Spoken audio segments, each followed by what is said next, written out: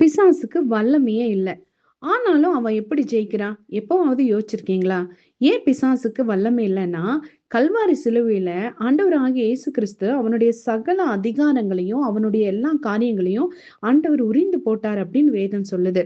அவனோட தலையையே ஆண்டவர் நசுக்கி போட்டுட்டாரு. ஆனாலும் அவனோட வாள அவன் ஆட்டிட்டு தான் இருக்கிறான். அவனோட வாள வச்சு அவன் ஜெயிச்சுட்டு தான் இருக்கிறான். நெறைய பேர தோற்கடித்து கொண்டு தான் இருக்கிறான்.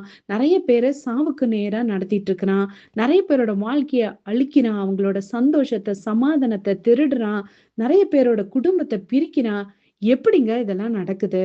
எதனால இது நடக்குதுன்னு எப்பவாவது நீங்க யோசிச்சிருக்கீங்களா? ஆமாங்க. நம்ம யோசிச்சு பார்க்கணும்.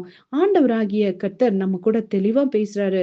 எபேசியர் நிருபத்துல நீங்க 6வது அதிகாரத்துல 11வது வாக்கியத்த வாசித்து பாருங்க. நீங்கள் பிசாசின் தந்திரங்களோடு எதிர்த்து நிற்க திராணி உள்ளவர்களாகும்படி அப்படின்னு எழுதியிருக்குதுங்க.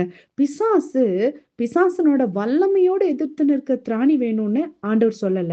பிசாசின் தந்திரங்களோடு எதிர்த்து நிற்க திராணி வேணும்னு சொல்லியிருக்காரு. ஏன்னா அவனோட வல்லமைய ஆண்டவர் இல்லாம பண்ணிட்டாரு.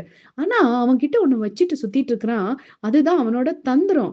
அந்த தந்திரத்தை எதிர்த்து நிற்க உங்களுக்கு திராணி வேணும். திராணி உள்ளவர்கள் ஆகும்படி அப்படின்னா நம்ம இன்னுமே யாரும் திராணி உள்ளவர்களா ஆகல. அப்படி ஆகிக்கொண்டே இருக்கணும். ஒவ்வொரு நாளும் அந்த திராணி நம்ம பெற்றுக்கொள்ளணும். அவனோட தந்திரத்துல இருந்து நம்ம விடுபடணும்னா தேவனுடைய சர்வாயுத வர்க்கத்தை நம்ம தரித்து கொள்ளணும். அந்த சர்வாயுத வர்க்கத்தை நம்ம தான் தரிக்கணுங்க. இந்த சர்வாயுத வர்க்கங்கள் என்னன்னு சொல்லி 14வது வசனத்துல இருந்து சொல்லப்பட்டிருக்குது. தேவனுடைய சர்வாயுத வர்க்கத்தை ஆண்டவரும் நமக்கு தரிச்சு விட மாட்டாரு. பாஸ்டரும் நமக்காக தரிச்சு விட மாட்டாரு.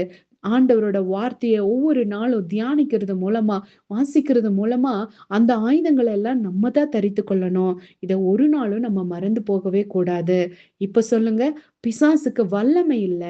அவனுக்கு தந்திரம் இருக்குது. அந்த தந்திரத்தினாலதான் அவன் ஜனங்களை அழிச்சிட்டு இருக்கிறான்.